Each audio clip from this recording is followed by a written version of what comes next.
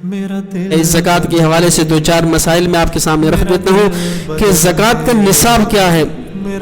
یاد رکھیں کہ زکوٰۃ چار چیزوں پر لازم ہے۔ نمبر ایک، سونا، صرف سونا ہو تو 7.5 تولے سونا۔ کسی انسان کے پاس صرف چاندی ہو تو 52.5 تولے چاندی۔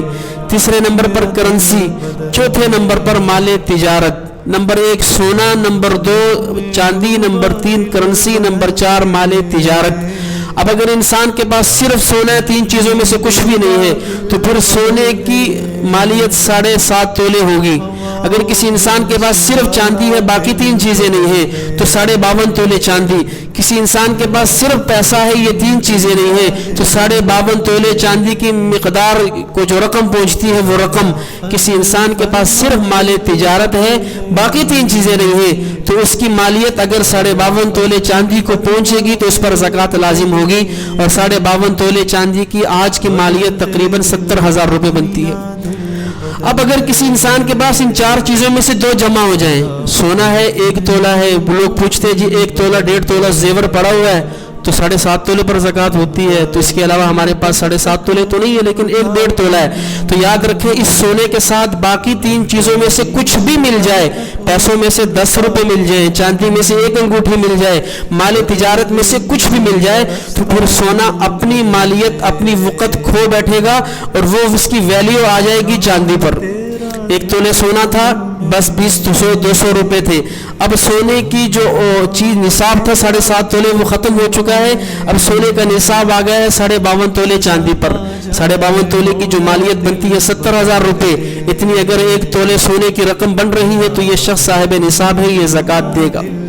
اسی طرح اگر اس کے پاس 52.5 تولے چاندی کی رقم ہے تو یہ شخص صاحب نصاب ہے، یہ زکوٰۃ دے گا۔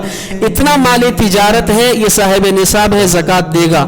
اور مال تجارت کے حوالے سے واضح کرتا چلوں کہ مال تجارت ہے کیا۔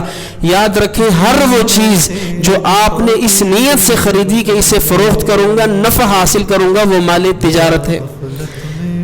وہ گھر جو آپ نے اس ارادے سے خریدا، وہ پلاٹ کے اسے بیچوں گا، اس سے نفع حاصل کروں گا، وہ مال تجارت ہے، اس پر زکوٰۃ ادا کرنا ہوگی۔ وہ گاڑی اس نیت سے خریدی کہ فروخت کے لیے خریدی ہے، واپس بیچوں گا، اس پر پروفٹ حاصل کروں گا، وہ مال تجارت ہے۔ دکان کے اندر وہ چیزیں، وہ اشیاء جو آپ نے بیچنے کے لیے رکھی ہوئی ہیں، وہ مال تجارت ہیں۔ جو گاڑی آپ نے بیچنے کے لیے نہیں رکھی، جو گھر آپ نے بیچنے کے لیے نہیں خریدا، جو سامان آپ نے بیچنے کے لیے نہیں خریدا، وہ 10 گاڑیاں ہوں، وہ 20 گھر ہوں، وہ مال تجارت نہیں ہے، وہ آپ کی ذاتی ملکیت ہے، اس پر زکوٰۃ نہیں ہے۔ مال تجارت وہ چیز جو آپ نے بیچنے کی نیت سے خریدی اور فروخت کرنے کا ارادہ رکھتے ہیں آپ اس کو۔ وہ گھر جو آپ کے 5-6 گھر ہیں کرائے پہ دیے ہوئے اور نیت اس کو رکھنے کی ہے، ان گھروں پر زکوٰۃ نہیں ہے، ان گھروں کے کرائے پر زکوٰۃ ہے اگر وہ اتنی مالیت کو پہنچ جائے۔ اور زکوٰۃ کب ہے کہ آپ کے پاس 70,000 روپے جمع ہو گئے۔ جس دن آپ کے پاس 70,000 روپے جمع ہو گئے، آئندہ سال اسی دن اتنی مقدار یا اس سے جتنی بھی بڑی ہوئی ہو اس پر زکوٰۃ لازم ہوگی۔